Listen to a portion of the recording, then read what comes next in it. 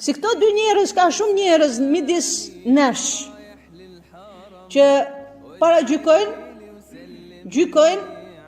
japin ligje, japin mendime, edhe fillojnë njerëzit sa i çojnë në xhenet, sa i çojnë në xhehenem, që nuk lejohet. Sa njerëz ke prej nesh për shembull që thot fulani ose fulania pa le çka ka bë, prandaj si del shpirti, mos hyj aty ku nuk takon. Mos hyj në çështjet e fsheta.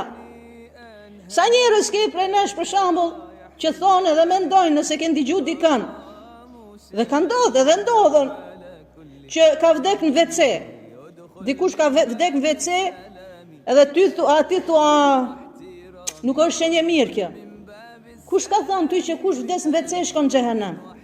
Nga dole me këto fetva që kush vdes në WC shkon në xhehenem. Kjo është gabim.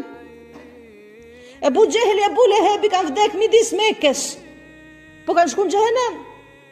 Në Mekë, afër Qabës e kanë pas në shtëpinë. Ka shku në xhenet, në xhehenem kanë shku. Prandaj nuk duhet me paragjyku.